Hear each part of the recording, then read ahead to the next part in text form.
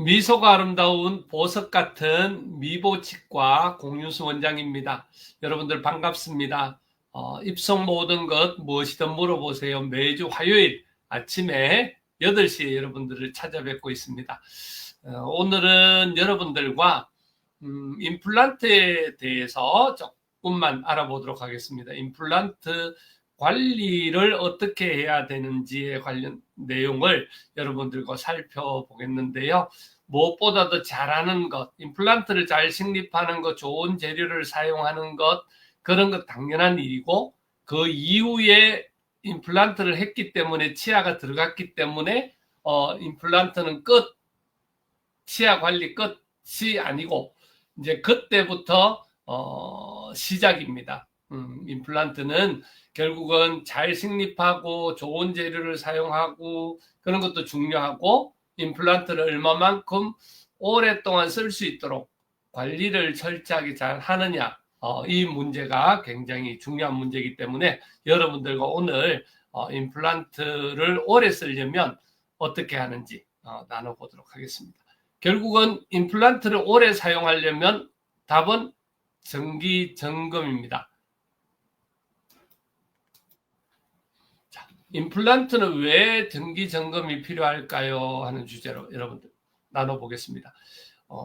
기본적인 자연치하고 임플란트하고는 상태가 다르죠. 여러분들 아시다시피 결국은 임플란트는 잇몸의 구조, 임플란트와 치아와 붙어있는 잇몸의 구조들이 다르기 때문에 기본 관리가 더 세심하게 필요합니다.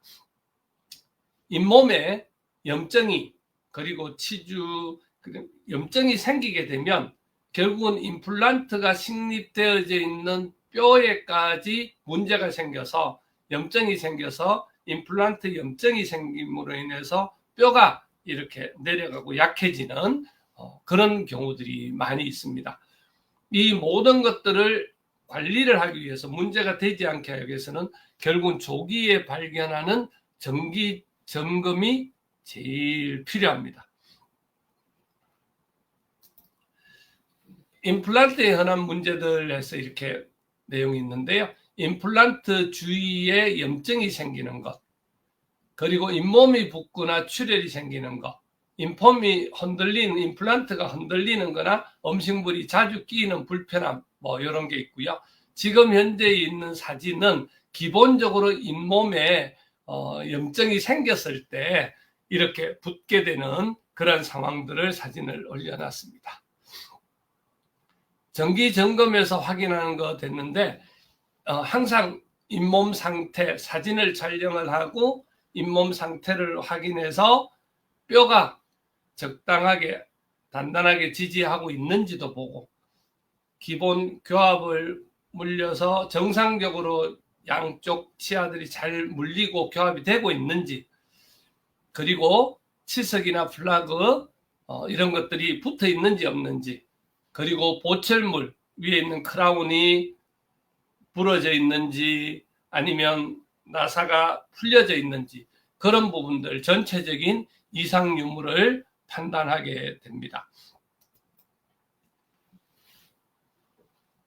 결국은 치과에 오시는 거는 여러 번 오실 수 있는 상황은 어차피 아니고, 보통 6개월에 한 번, 또 당뇨라든지 또 고위험군에 있는 분들은 3개월, 4개월에 한 번씩 오시게 되니까, 그런 경우에 기본 집에서 관리가 얼마만큼 중요하다, 이걸 보여줄 수가 있습니다. 그래서 일반 치아와 같이 하루에 3번 양치하는 거 꼼꼼하게 해주셔야 되고, 또 부드러운 칫솔 사용해서 양치질을 철저하게 잘 해주는 거, 일반 치아도 있고 임플란트도 있고 이러기 때문에 골고루 잘 관리를 해줘야 됩니다. 치간 칫솔, 치실, 그리고 워터픽을 잘 활용해서 잇몸 속에 음식물 찌꺼기가 끼지 않도록 관리를 잘 해야 되고요.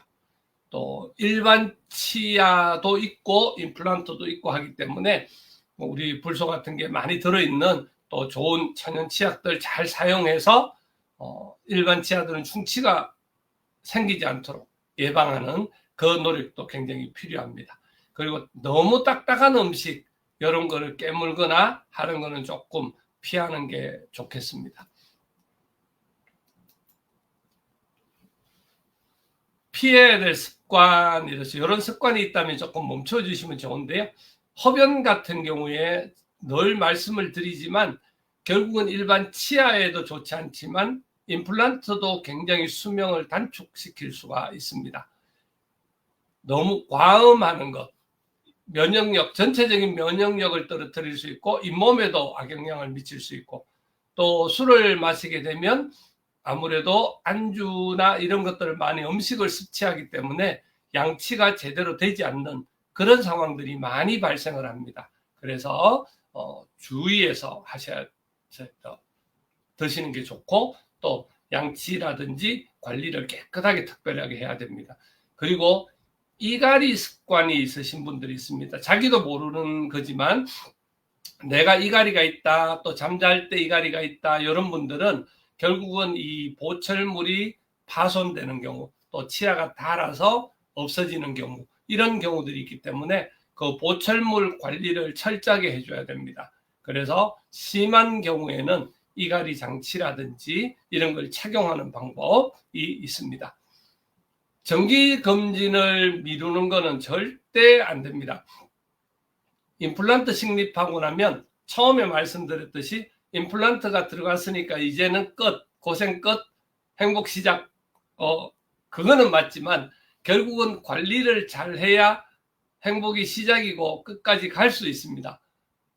관리를 하지 못하면 얼마 가지 않아서 문제가 생기는 경우들이 되게 많이 있습니다. 그러니까 전체적으로 젊은 분들, 연세 드신 분들이 하나씩 치아가 빠져서 문제가 생기는 경우는 그래도 잇몸 관리라든지 이런 것들이 대부분 잘 됐다고 보여지지만, 젊은 사람들이 치아가 전반적으로 좋지 못하고 관리가 안 되어져서 빠지는, 그리고 임플란트를 한 경우에는 굉장히 임플란트 쪽에도 문제가 올 요인이 많다, 그렇게 보시면 좋겠습니다. 왜냐하면 잇몸 관리라든지 치아 관리 자체를 못했기 때문에, 평소에 습관이 제대로 들어있지 않기 때문에 문제가 생긴 거니까 그 관리를 제대로 하지 않게 되면 결국은 문제가 생기게 됩니다. 그렇기 때문에 반드시 정기 검진을 받아야 됩니다.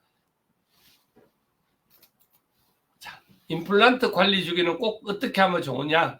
저희들 같은 경우에는 저희 치과는 처음 시작할 때는 3개월에 한번 체크, 그리고 3개월 후 6개월 될 때 체크, 그리고 괜찮으면 6개월 후에 체크, 그리고 6개월 과정으로 보통 꾸준하게 이렇게 체크를 해서 염증이 있는지 없는지 확인, 아까도 말씀드렸던 그 보철물이 부러졌는지 문제가 생겼는지